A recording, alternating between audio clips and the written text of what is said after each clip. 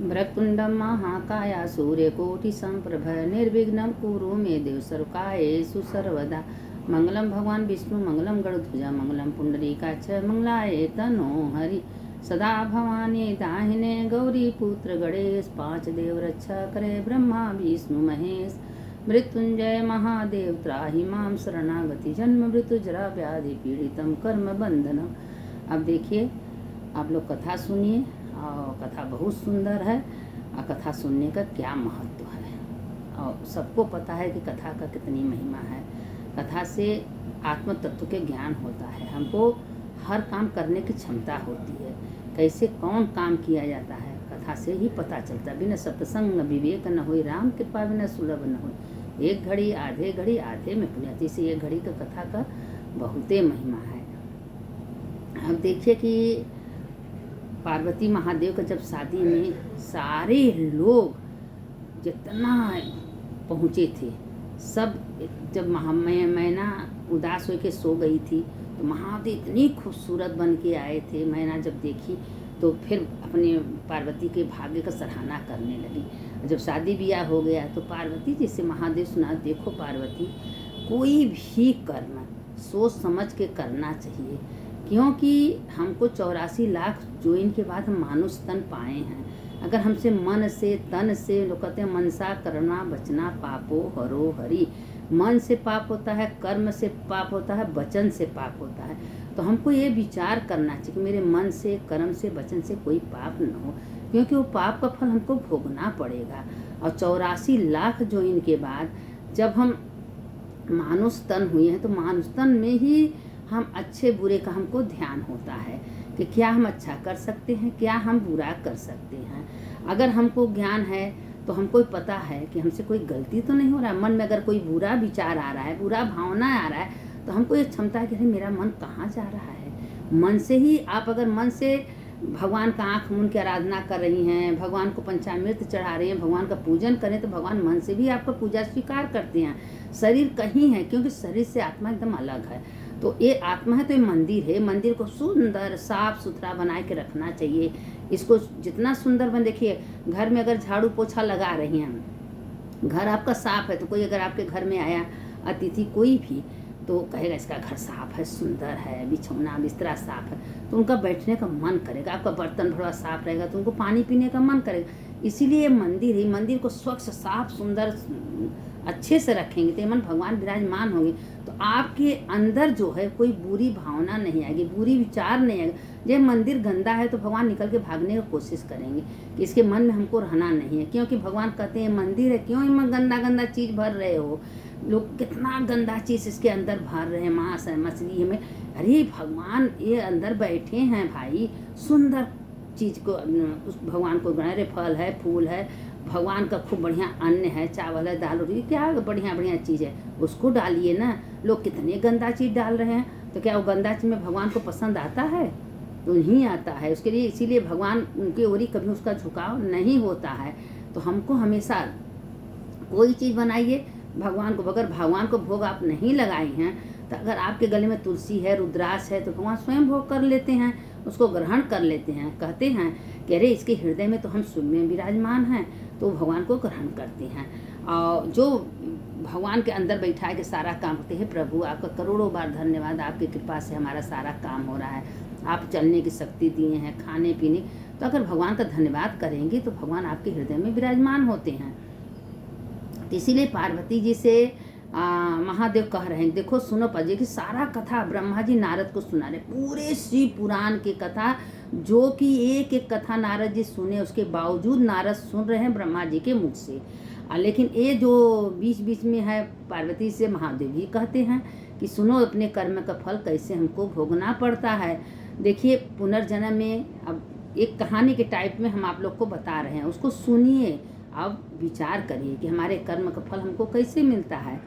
अब वो महादेव पार्वती से कहें, देखो एक सेठ था और बहुत पैसा धन दौलत उसके पास था, उसको 3 बेटे थे। जब उसका अवस्था आया तो क्या किया कि सारे धन दौलत अपने तीनों बेटा में बांट दिया और अपने पास कुछ नहीं रखा, खाली 200 मोहर अपने एक डंडा लिया था। उस डंडे के अंदर उस मोहर को डाल दिया कि अगर माला कभी कोई काम हमारा पड़ गया या भंडारा या कुछ अच्छे कर्म करना होगा तो ये रहेगा तो काम आएगा। वो बस एक डंडा लिया था, उस डंडा के अंदर खोखला था डंडा, उसी में 200 मोहर भर लिया था। और उसके बाद क्या हुआ कि अपना चल दिया। जाते जाते जाते रास्ते में एक गोरखनाथ का मंदिर पड़ा। उसका नाम खाली गोरखनाथ था, क्योंकि वो उसके बाद पैसा कौड़ी नहीं था, लेकिन बाद में धीरे धीरे पैसा आने लगा तो उसके अंदर लालच आ गया। तो जब गोरखनाथ के गया तो भाई कहे कि भाई हमको जगह मिल जाएगा, रात को हमको रहना है। कहा हाँ हाँ क्यों नहीं मिलेगा। तो उसे गोरखनाथ सारा हाल चाल पूछने कहे हाँ हमारे पास तो बहुत धन दौलत था, लेकिन हमारा चौथापन आ गया है तो हम अपने सब बच्चों में बांट के हम घर छोड़ दिए, जा रहे हैं कहीं मंदिर में, कहीं उज्जैन है, कहीं महाकालेश्वर, कहीं जाएंगे महादेव के शरण में रह के अपना तपस्या करेंगे। क्या करेंगे, चौथा अवस्था है, अब बच्चों को सब दे दिया, आज नहीं तो कल बच्चे लेंगे ही। कहे तो अपने पास कुछ नहीं रखे। कहे नहीं बस कुछ नहीं, देखे जो डंडा है ना ये पूरा खाली है, इसी में 200 मोहर डाल दी हैं कि भाई कोई ज़रूरत लगे।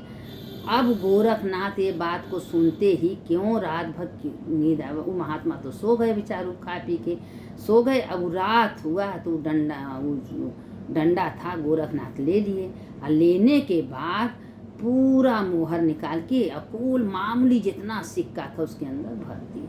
अब वो लेकिन महात्मा जो है वो ध्यान नहीं दिए, क्योंकि भगवान के भक्त थे, वो ध्यान नहीं दिए कि इसमें क्या है क्या नहीं। गोरखनाथ पानी पानी पीला हो गए। तो फिर जब वो साधु महात्मा जाने लगे तो कहें मेरे घर में कोई संतान है, आशीर्वाद दे दीजिए कि एक पुत्र हमें कहें, आप बहुत महादेव के भक्त हैं, आप आशीर्वाद देने, हो सकता है आपका महादेव सुने, मेरा तो महादेव कभी सुनते ही नहीं हैं। क्या बुरे कर्म करने वाले का, चोर चमारी का महादेव सुनेंगे? कभी नहीं सुनेंगे। आप झूठ बोलिए, बहुत ज़्यादा झूठ बोलिए, चोरी करिए, चमारी करिए, किसी का धोखा दीजिए, किसी का धन लीजिए, क्या भगवान आपको सुने? कभी नहीं सुनेंगे। वो अपना क्या हुआ कि महात्मा चले गए। जाते जाते उज्जैन गए। उज्जैन गए तो हलवाई से कहें कि हमारा मन है भाई कि जितने गरीब दुखिया साधु संत भंडारा करें। उनके तो दिमाग में था कि 200 मोहर हमारे ये छड़ी में है। अब वो अपना हलवाई से हलवाई कहें देखिए 10 मोहर लगेगा और हम भव्य आपका भंडारा कर दे। कहें आप कर सकते हो? कहें हाँ कर दे। लगा भंडारा होने शुरू हो गया। अब हलवाई अपना खूब बढ़िया जिलेबी है, पूड़ी है, कचौड़ी है, लगा भंडारा। अब वो जब रात हुआ दरवाज़ा बंद करके महात्मा अपना डंडा निकाला तो सोचा कि भाई हलवाई का पेमेंट करना है। जब देखा तो 1 पैसा उसमें नहीं। बड़ी चिंता पड़ गया कि हे भगवान अब क्या होगा। हम तो 200 मोहर रखे थे, हम तो हलवाई को अब क्या देंगे। अब भगवान का स्मरण कर रहा है, महादेव कुछ तो रास्ता दिखाइए, हमारे पास कोई रास्ता नहीं महादेव, हम क्या करूं महादेव। अब महादेव महादेव कर रहे हैं, अब उसको कोई अक्ल काम नहीं कर, हमारा बहुत बदनामी हो जाएगा। इतना बड़ा साधु संत, हम भगवान के शरण में रहने वाले, हमारा बीच तो इतना भंडारा कराए हैं, अब हमारा कोई काम नहीं। अब वो सोच रहा कि अब हम बाहर किसी को मुंह नहीं दिखा सकते। उसको तो पता नहीं था कि उसका जो मोहर था वो गोरखनाथ ने निकाला था। उसने एक रस्सी पाया और रस्सी से एक पलंग पर चढ़ के और एक खम्हा था उसी में बांध के अपने नटई को बांध दिया। बांधने के बाद खटिया पर पैर रखे, खटिया को मारा 1 लात, उससे उसका प्राण निकल गया, मर गया। भल्ला होने महात्मा मर गए, महात्मा मर गए। अब वो हलवाई इतना चिंतित हो गया कि हम 200 मोहर कैसे चुकता करें। इतना भाई भंडारा भव्य किया था 200। अब वो हलवाई भी बहुत दिन तक परेशान था। कर्जा वाले कर्जा मांग रहे थे, लेकिन उसके पास पैसा नहीं था। वो तो महात्मा के कहने पर बेचारा भंडारा किया था। कुछ दिन बीतते बीतते गोरखनाथ को एक बेटा हुआ। गोरखनाथ इतना खुश हो कि लग रहा था कि अपना पूरा पिटारा खाली कर दी। इतना भव्य भंडारा, खूब सबको उत्साह बधाव दान पुण्य के हमारे घर में पुत्र जो था वो भाई महात्मा के आशीर्वाद से हुआ था। वो महात्मा कौन थे? वही जो साधु मरे थे, गोरखनाथ के घर में पैदा हुए थे।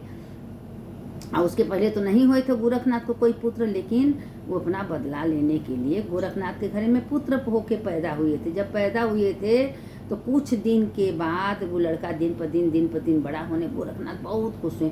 लड़का 20-21 साल का हुआ।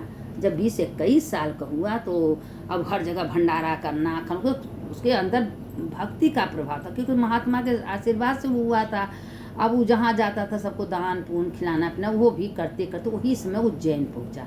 जब उज्जैन पहुँचा, उसी स्थान पर पहुँचा जिस स्थान पर वो हलवाई परेशान था। हलवाई एक दिन क्या हुआ कि उज्जैन जब गया तो शिप्रा नदी था, शिप्रा नदी में अपना जान देने के लिए तैयार। तो जो गोरखनाथ के पुत्र थे वो कहें कि भाई क्या बात है, तुम इतना दुखी क्यों हो? कहें कि अरे क्या बताएं, कोई संत महात्मा बहुत दिन पहले आए थे और बहुत भव्य भंडारा किए थे, हमसे कहें कि सारा आपको हम देंगे, लेकिन पैसा सारा चुकता करेंगे। महात्मा मर गए, अब हमारे पास पैसा नहीं, कैसे सबका चुकता करें? कर्ज लोग रोज पहुंच रहे हैं, अब हम जान देने के सिवा मेरे पास कोई रास्ता नहीं है। कहें ठीक है, अगर आपके पास नहीं है तो चिंता मत करिए। अब वो क्या हुआ, जो गोरखनाथ का लड़का था अपने घर गया और उसी बक्सा ढूंढने लगा। देखा तो वो गोरखनाथ के दिमाग में पाप तो भरा था कि नहीं महात्मा मिले तो उसका पैसा हम वापस कर देंगे, क्योंकि उसके मन में एक साधु संत का कोई पैसा ले लेता तो भगवान शांति से रहने थोड़ी, गोरखनाथ भी शांति से नहीं रहे। और पैसा निकाला, 200 रुपया का मुहर लेके आया, वो हलवाई को दे दिया। जब दे दिया, क्योंकि वही संत वो लड़का बन के गोरखनाथ के घरे गया था, वो 200 का मुहर वही साधु का था। और जब वो 200 का मुहर लिया के साधु को जब उसको हलवाई को दे दिया तो उसके दिमाग में पुनर्जन्म का बात आ गई कि आज हम अपने ऋण से चुकता हो गए, क्योंकि इसीलिए तो साधु अपना प्राण त्यागा था और गोरखनाथ के घर में लड़का बन के आया था। वो 200 मुहर हलवाई को दिया, हलवाई अपना पैसा चुकता किया। अब उसके मन में आ गया कि मेरा ऋण आज चुकता है। उसी दिन वो प्राणात हो गया, मर गया। उसका अब गोरखनाथ जवान बेटे को मरने के बाद इतना शोक कर रहे थे कि दिन रात पुत्र के वियोग में रोने लगे। रो रहे हैं, रोते रोते गोरखनाथ एकदम अपने कर्म का फल भोगने लगे। क्योंकि जवान लड़का, 20-21 साल का जवान लड़का किसी का मर जाएगा, उसके ऊपर क्या बीता उसको तो पता नहीं है। वही जिस महात्मा का पैसा हम चोरी किए तो वही महात्मा मेरे घर में लड़का बन के आया था, अपना पैसा चुकता करके महात्मा घर चला गया। कहने का हमारे ये मतलब है कि अपने ही कर्म का फल हमको भोगना पड़ता है। मेरे पूर्व जन्म के वही महादेव पार्वती जी से कह रहे हैं कि देखो पार्वती, अपने कर्म का फल सबको भोगना पड़ता है। आज हम जो जैसा बुरा कर्म करेंगे हमको भोगना पड़ेगा। तो तन से मन से कोई बुरा कर्म, मनसा करना बचना पाप। और भगवान के सामने कह दीजिए कि हे भगवान, मन से, कर्म से, वचन से अगर कोई पाप हमारे शरीर से हो रहा है तो हम आपको अर्पण करें। मेरे शरीर से कोई पाप न होने, मनसा करना बचना पापो हरो हरि। भगवान को मंत्रहीन, क्रियाहीन, भक्तहीन शिवाय अर्पण, भगवान को अर्पण कर दीजिए। लेकिन क्या हम लोग पुनर्जन्म में करके आए हैं, उसका फल तो आज न कल हमको भोगना पड़ेगा। तो इसीलिए महादेव को सब अर्पण कर दीजिए, मेरा कुछ मत मानिए। हे भगवान, आपका करोड़ों बात धन, आप रहने का जगह दे रहे हैं, खाने को दे रहे हैं, पहनने को सब आपका है। एक दिन आप अपना ले लेंगे, हमको छोड़ के जाना है। महादेव को अर्पण कर दीजिए, आपका कोई कर्म नहीं बनेगा। अब देखिए कथा लंबी हो रही है, कथा बहुत बड़ी है, हम इतने में विराम दे रहे हैं। इसके आगे कथा आप लोग को कल डालेंगे। सुनने वाले की जय, सुनाने वाले की जय। शंकर शंकर हर हर शंकर शंकर शंकर जय जय शंकर। मंगल भवने मंगल हारी उमा जपत। जो सुनता है उसका भी कल्याण होता है, जो सुनाता है उसका कल्याण होता है।